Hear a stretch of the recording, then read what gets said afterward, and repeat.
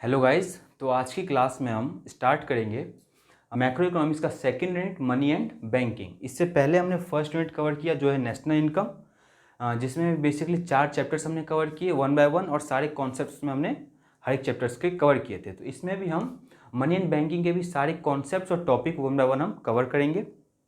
तो इसमें सबसे फर्स्ट कॉन्सेप्ट जो है टॉपिक है वो है बार्टर सिस्टम। तो देखते हैं डेफिनेशन क्या है इसकी।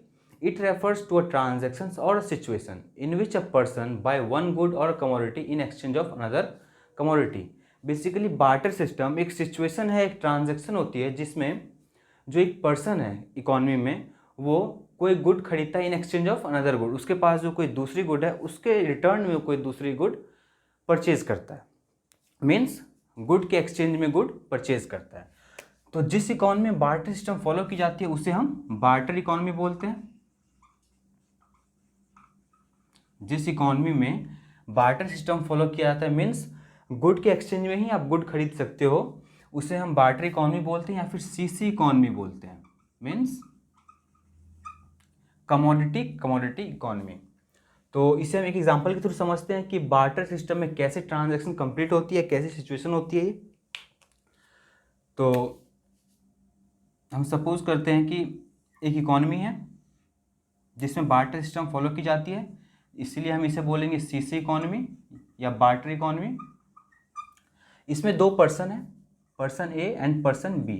पर्सन ए के पास व्हीट है एक्सेस अमाउंट में और पर्सन बी के पास राइस है। तो अगर पर्सन ए को राइस चाहिए तो ये अपना व्हीट जो है बी को देगा, मीन्स ए को जो है, जो पर्सन ए है उसको राइस चाहिए और बी है उसको व्हीट चाहिए। तो इसमें क्या होगा कि ए जो है बी को व्हीट देगा और इन रिटर्न बी जो है ए को राइस देगा। अगर इस इकोनॉमी में हम देखते हैं तो पर्सन ए और पर्सन बी जो है इनकी ट्रांजैक्शन कैसे कंप्लीट हुई है। पर्सन ए ने गुड के बदले गुड खरीदा, पर्सन बी ने भी गुड के बदले गुड खरीदा। पर्सन ए ने व्हीट के एक्सचेंज में राइस खरीदा और बी ने राइस के एक्सचेंज में व्हीट खरीदा है, means good in exchange of good. साफ दिख रहा है इसमें। तो इस इकोनॉमी को हम बोलते हैं सीसी इकोनॉमी या कमोडिटी इकोनॉमी। अब जब भी हम बार्टर सिस्टम की बात करते हैं तो एक वर्ड है या एक सिचुएशन है जिसका समझना हमें बहुत ज़रूरी है और बहुत ही फ्रीक्वेंटली यूज़ की जाती है, वो है डबल कोइंसिडेंस ऑफ वांट। तो इसे हम समझते हैं क्या होता है डबल कोइंसिडेंस ऑफ वांट और क्यों बार्टर सिस्टम में इसे बहुत ही फ्रीक्वेंटली यूज़ किया जाता है। तो देखते हैं इसी एग्जांपल के थ्रू अगर हम देखें तो इसमें क्या था कि पर्सन ए के पास व्हीट था, इसे राइस चाहिए था, और पर्सन बी के पास राइस था, इसे व्हीट चाहिए था। इस इकोनॉमी में ये सिचुएशन थी। तो इसमें क्या था कि इन दोनों की जो वांट है वो आपस में कोइंसाइड होती है, मीन्स ए को वो चाहिए जो बी के पास है और बी को व्हीट चाहिए जो ए के पास है। अगर ऐसा हुआ कि ए को तो राइस चाहिए लेकिन बी को व्हीट नहीं चाहिए होगा तो इसमें क्या हुआ, इस केस में क्या हुआ कि जो इनका जो वांट है पर्सन ए और पर्सन बी का वो कोइंसाइड नहीं हुआ, मीन्स पर्सन ए को तो चाहिए राइस लेकिन पर्सन बी को व्हीट नहीं चाहिए। तो इस केस में जो बार्टर सिस्टम है या बार्टर इकोनॉमी में मतलब बार्टर ट्रांजैक्शंस फॉलो नहीं हो पाती। तो इसी चीज़ को हम बोलते हैं डबल कोइंसिडेंस ऑफ वांट। तो यहाँ से कंक्लूजन ये आया कि किसी भी इकोनॉमी में जब तक double coincidence of want exist नहीं करेगा उस इकोनॉमी में बार्टर सिस्टम फॉलो नहीं हो सकता है, मीन्स और इनडायरेक्टली बोले तो जिस इकोनॉमी में डबल कोइंसिडेंस ऑफ वांट हो उसी इकोनॉमी में बार्टर सिस्टम फॉलो होती है, मीन्स तो दोनों पर्सन का जो वांट है वो कोइंसाइड करना चाहिए। मीन्स यहाँ पे अगर हम देखें तो ए को अगर व्हीट चाहिए, ए के पास व्हीट है, राइस चाहिए बी से, और बी के पास राइस है जिससे व्हीट चाहिए, तो दोनों की वांट जो कोइंसाइड हो रही है, मीन्स ए को चाहिए राइस और बी को चाहिए व्हीट, मीन्स दोनों की जो वांट है यहाँ पे कोइंसाइड हो रही है, जिसके वजह से इस इकोनॉमी में जो है बार्टर सिस्टम आसानी से फॉलो हो जाएगा। इन केस अगर इनका जो वांट है वो कोइंसाइड नहीं हुआ तो इस इकोनॉमी में बार्टर सिस्टम फॉलो नहीं हो सकता। मीन्स अगर ए के पास व्हीट है उसे अगर राइस चाहिए और लेकिन बी जो है उसके पास राइस तो है लेकिन उसे व्हीट नहीं चाहिए, तो फिर ये दो जो पर्सन है पर्सन ए और पर्सन बी बार्टर सिस्टम या बार्टर ट्रांजैक्शन कंप्लीट नहीं कर सकते, ट्रांजैक्शन को कंप्लीट नहीं कर सकते हैं इसमें। तो यहाँ से एक चीज़ समझ में आया कि किसी भी इकोनॉमी में जब तक double coincidence of want exist ना करे उस इकोनॉमी में बार्टर सिस्टम फॉलो नहीं हो सकता। तो अब कुछ लिमिटेशंस हैं बार्टर सिस्टम की जिसे हम देखते हैं। तो जो फर्स्ट लिमिटेशन है बार्टर सिस्टम की,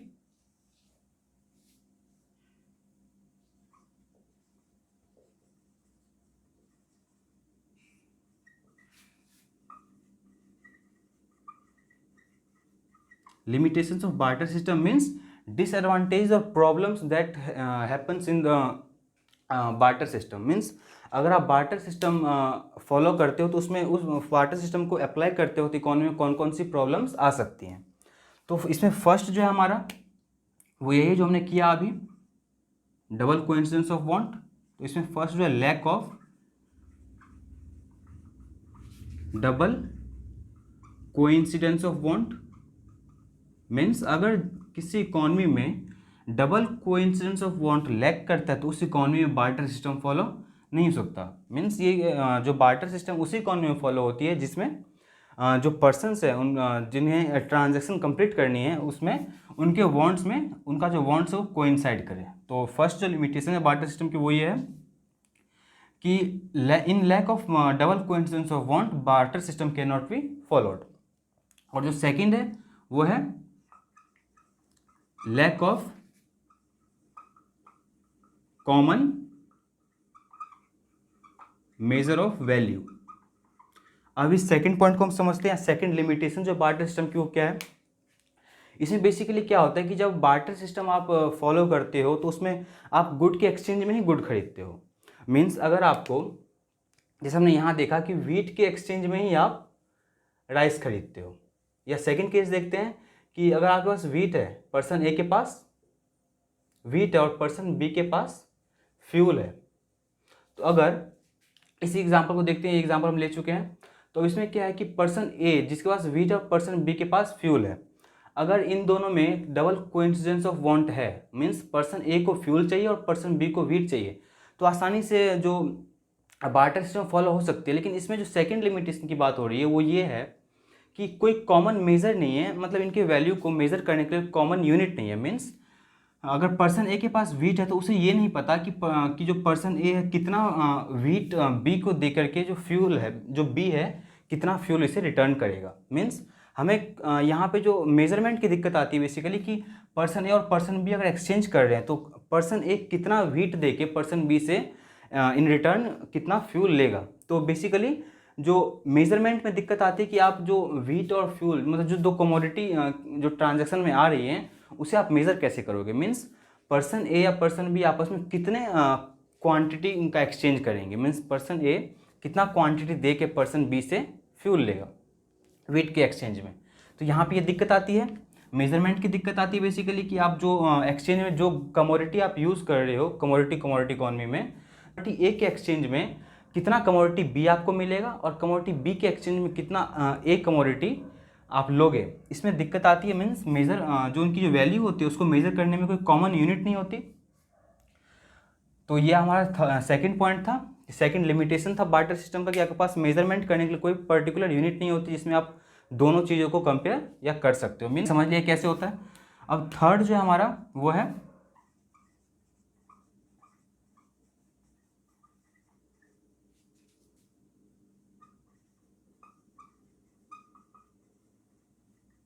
lack of deferred payment. Means basically जो डेफर्ड पेमेंट है इसका मतलब ये है कि आप कमोडिटी इकॉनमी में या बार्टर सिस्टम में आप फ्यूचर बेसिस पे कोई डील या कोई ट्रांजैक्शन नहीं कर सकते। मीन्स ऐसा कोई ट्रांजैक्शन आप नहीं कर सकते जिसमें जो रिपेमेंट है आपको वो फ्यूचर में करनी है। मीन्स अगर आप कोई गुड आज खरीदते हो तो उससे आप फ्यूचर में उसका पेमेंट या रिपेमेंट करोगे, इस ट्रांजैक्शन को कंप्लीट करने में आपको बहुत दिक्कत होती है। अब बेसिकली इसमें क्या दिक्कत होती है, मतलब फ्यूचर पेमेंट को आप क्यों नहीं कर सकते, बार्टर सिस्टम में फ्यूचर पेमेंट करने में क्या दिक्कत आती है या फ्यूचर ट्रांजैक्शंस करने में क्या दिक्कत आती है उसे हम पॉइंट के थ्रू समझते हैं। तो फर्स्ट पॉइंट है, देखते हैं क्या लिखा है कि क्या क्या प्रॉब्लम आती है फ्यूचर पेमेंट करने में या फ्यूचर ट्रांजैक्शन हम क्यों नहीं कर पाते हैं। The borrower may not be able to arrange the good of exactly the same quality at the time of repay. Means अगर आज हमने कोई फ्यूचर बेस्ड ट्रांजैक्शन किया तो ज़रूरी नहीं है कि जो रीपेमेंट के टाइम पे जो आज से फ्यूचर में हम कभी कोई अगर कोई पर्सन बी है जो रिपे करेगा। मीन्स अगर पर्सन ए जो है फ्यूल खरीदता है और पर्सन बी आज मतलब आज कंप्लीट ट्रांजेक्शन ना करके जो वीट है वो फ्यूचर में देने की बात कर रहा है, फ्यूचर पेमेंट, फ्यूचर ट्रांजेक्शन की बात कर रहा है, तो ज़रूरी नहीं है कि आज जो उसके पास वीट की क्वालिटी है, आज से 1 ईयर लेटर और 2 ईयर लेटर जब भी वो कंप्लीट करेगा रिपेमेंट, या जब भी वो रिपेमेंट करेगा, तो ज़रूरी नहीं कि वो same quality of wheat arrange करे बी के लिए। तो दिक्कत ये होती है कि आप इसके क्वालिटी को या वीट को आप अरेंज नहीं कर पाते सेम क्वालिटी को eight the time of repayment, या किसी भी गुड को रीपेमेंट के टाइम पे उस क्वालिटी को मेंटेन नहीं कर पाते। सेकंड है the commodity to be repaid may lose और gain its value at the time of repayment. Means अगर आपने फ्यूचर पेमेंट किया और फ्यूचर में आप उसे कोई गुड देंगे अपने ट्रांजेक्शन को कंप्लीट करने के लिए जो आपने पहले नहीं किया था, तो उसमें क्या होगा कि अगर आपने मान लेते हैं कि फ्यूल है, अगर पर्सन बी है जिसने ए से वीट तो परचेज कर लिया, लेकिन ए को फ्यूल उसने, या फ्यूचर बी को फ्यूल वो फ्यूचर में देने की बात कर रहा है, मतलब फ्यूचर ट्रांजेक्शन की बात कर रहा है, तो हो सकता है कि फ्यूचर में जो आज इसका जो वैल्यू है वो वैल्यू फ्यूचर में उसकी वैल्यू डिक्रीज हो जाए या फिर उसकी वैल्यू राइज हो जाए। तो दोनों के बीच या दोनों पार्टी के बीच जो ट्रांजेक्शन कर रहे हैं कन्फ्लिक्ट हो सकती है, या फिर आज के अकॉर्डिंग जब फ्यूचर में उसकी वैल्यू इंक्रीज हो जाएगी तो ये कम पे करे फ्यूल। तो इन सब ट्रांजैक्शंस के बेसिस पे जो है आप फ्यूचर ट्रांजैक्शंस, डेफर्ड पेमेंट मतलब क्रेडिट ट्रांजैक्शन या फ्यूचर ट्रांजैक्शंस आप बार्टर सिस्टम या बार्टर इकोनॉमी में नहीं कर सकते हैं। तो बेसिकली ये 3 लिमिटेशंस हमने पढ़ लिया। Lack of double coincidence of want, means अगर किसी इकोनॉमी में डबल कोइंसिडेंस ऑफ वांट नहीं है तो आप बार्टर सिस्टम फॉलो नहीं हो सकती। सेकंड था lack of common measure of value, आप कमोडिटी के रिटर्न में, अब कमोडिटी जो आप लेते हो या देते हो तो आपके पास कोई पर्टिकुलर मेजरमेंट या कोई वैल्यू नहीं होती जिसमें आप दोनों ही गुड को मेजर कर सको। थर्ड था लैक ऑफ डेफर्ड पेमेंट, जिसे हमने अभी समझा।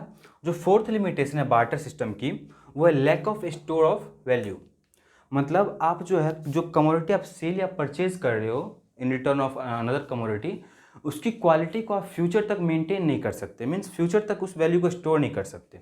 जैसे एग्जांपल देखते हैं, most of the good do not possess durability, बहुत सारी ऐसी गुड्स होती हैं जिसे आप बहुत लंबे टाइम तक नहीं रख सकते for the purchase of goods in future, एक टाइम पीरियड तक ही आप रख सकते हो। अगर आपके पास एक्सेस वीट है तो आप वीट को चाहोगे कि अगर बार्टर सिस्टम इकोनॉमी में आप वीट को रखो अपने पास जिससे आप फ्यूचर में कोई भी गुड्स परचेज कर सको आसानी से, लेकिन आप उस वीट को बहुत दिनों तक रख नहीं सकते। मीन्स उसकी ड्यूरेबिलिटी, जो बहुत सारी जो चीज़ें होती हैं, गुड्स होती हैं, उनकी ड्यूरेबिलिटी नहीं होती बहुत ज़्यादा, जिसकी वजह से आप उसे बहुत लंबे टाइम तक उसकी वैल्यू को स्टोर नहीं कर सकते, जिसके सिस्टम फॉलो करने में हमें प्रॉब्लम आती है, क्योंकि वो टाइम के पास होने के साथ साथ जो क्वालिटी है वो डिक्रीज करती है, उसकी क्वालिटी जो खत्म होती चली जाती है, उसकी क्वालिटी बेकार होने लग जाती है। तो हमने इसमें देखा, इसमें एग्जांपल दे सकते हैं जो वीट है, या फिर कोई और एग्जांपल आप ले सकते हो। बेसिकली जितने भी गुड्स होते हैं वो सब अपनी जो वैल्यू है वो उसकी वैल्यू में डिक्रीज आता है, या उसकी वैल्यू में डिटोरिएट होती है उसकी वैल्यू, मतलब टाइम के साथ, टाइम के पासेस के साथ साथ जो उसमें जो वैल्यू है उसकी वैल्यू में डिटोरिएट होती चली जाती है उसकी वैल्यू। तो बेसिकली आप कोई भी गुड्स को या कोई भी गुड्स की वैल्यू को आप स्टोर नहीं कर सकते लॉन्ग टाइम तक, लॉन्ग पीरियड ऑफ टाइम तक, क्योंकि हर एक जो गुड्स होती हैं उसकी वैल्यू में उसकी वैल्यू डिटेरिएट होती है। तो बेसिकली ये 4 लिमिटेशंस थी, lack of double coincidence of want, lack of common measure of value, lack of deferred payment means future payment की बेसिस या फ्यूचर ट्रांजेक्शन्स आप नहीं कर सकते, lack of store of value means आप जो गुड है उसकी वैल्यू को आप बहुत लंबे टाइम तक स्टोर नहीं कर सकते, क्योंकि गुड्स की जो ड्यूरेबिलिटी होती है वो बहुत ज़्यादा नहीं होती, जैसे वीट हो गया, पल्सेस हो गया, जिसके एक्सचेंज में आप कोई गुड फ्यूचर में खरीद सको। तो फ्यूचर के लिए आप बहुत लंबे टाइम तक अपने किसी गुड को स्टोर करके, उसकी वैल्यू को स्टोर करके नहीं रख सकते। तो बेसिकली 4 आपके लिमिटेशंस थे, और इन्हीं लिमिटेशंस की वजह से जो बार्टर सिस्टम है किसी भी इकोनॉमी में फॉलो होने में दिक्कत होती है, या बार्टर सिस्टम बेसिकली मनी के एवोल्यूशन से पहले होता था। जब मनी की एवोल्यूशन नहीं हुई थी उससे पहले हर इकोनॉमी में बार्टर सिस्टम फॉलो की जाती थी, और इन्हीं लिमिटेशंस को ख़त्म करने के लिए जो मनी है उसका एवोल्यूशन हुआ, जिससे आप इन सबको आप टैकल कर सको। जैसे जो अगर आप मनी का एवोल्यूशन हुआ तो उसमें मनी की जो है इन सभी लिमिटेशंस को कवर कर लेती है, जैसे lack of double coincidence of want, इसकी ज़रूरत नहीं होती, ज़रूरी नहीं है कि डबल कोइंसिडेंस ऑफ वांट हो इकोनॉमी में। आप जरूरी नहीं कि आपके पास वीट, अगर आपको फ्यूल खरीदना है तो आपके पास वीट होनी चाहिए बी को देने के लिए। आप अगर आपके पास मनी है, मनी की एवोल्यूशन हो चुकी है, तो अगर आपके पास मनी है तो आप मनी के एक्सचेंज में कोई भी गुड खरीद सकते हो जो आपको चाहिए। तो double coincidence of want exist करना ज़रूरी नहीं है इकॉनमी में। Second, lack of common measure of value, जो कॉमन मेजर ऑफ वैल्यू वो होती है बेसिकली जो बार्टर सिस्टम में उसमें नहीं होती थी। मीन्स अगर आप वीट और फ्यूल लेते हो तो आपको पता नहीं है कि कितना वीट दे के आप फ्यूल लोगे और ये कितने वीट के एक्सचेंज में कितना फ्यूल ए को देगा। तो इसमें अगर आपके पास मनी है तो आप मनी से आपको फ्यूल लेना है या फिर आपको वीट लेना है, उसकी कॉमन यूनिट होती है, करेंसी नोट्स में होती है, रुपीज़ या डॉलर में आप उसके वैल्यू को मेज़र कर सकते हो। तो कॉमन यूनिट होता है आपके पास मेज़र करने के लिए। Third, lack of deferred payment, अगर आप मनी का जिस इकॉनमी में मनी के थ्रू ट्रांजेक्शन्स होती है, इवोल्यूशन मनी की इवोल्यूशन होने के बाद ये प्रॉब्लम कैसे ख़त्म हुई कि जिस इकॉनमी में मनी है या मनी की से ट्रांजेक्शन होती है उसमें आप deferred payment means future payment या क्रेडिट ट्रांजेक्शन्स आसानी से कर पाते हो। Lack of store of value, आप मनी वैल्यू को स्टोर कर सकते हो, मनी की जो वैल्यू है वो डिटेरियोरेट नहीं होती या मनी की क्वालिटी डिटेरियोरेट नहीं होती, तो बेसिकली आप मनी को स्टोर करके रख सकते हो, उसकी वैल्यू को स्टोर करके रख सकते हो फ्यूचर ट्रांजेक्शन्स के लिए। ज़रूरी नहीं है कि मतलब मीन्स आप मनी की जो वैल्यू है वो डिक्रीज़ नहीं होती। मीन्स जैसे आपके अकाउंट में मनी है तो आप बेसिकली मनी के वैल्यू को स्टोर करके रख सकते हो, फ्यूचर ट्रांजेक्शन्स आप आसानी से कर सकते हो। तो यही जो है आपकी लिमिट बार्टर सिस्टम हमने पढ़ा, उसकी लिमिटेशंस पढ़ी, और इन्हीं लिमिटेशंस को कवर करने के लिए, टैकल करने के लिए हर इकॉनमी में जो है मनी का इवोल्यूशन हुआ और उसी पे बेस्ड हमारा चैप्टर है मनी एंड बैंकिंग। तो बार्टर सिस्टम अब इकॉनमी में एग्जिस्ट नहीं करती। इन्हीं सभी को ख़त्म करने के लिए जो है मनी का इवोल्यूशन हुआ। तो आज की क्लास यहीं पे ख़त्म करते हैं। नेक्स्ट क्लास में हम मनी बैंकिंग का नेक्स्ट टॉपिक स्टार्ट करेंगे।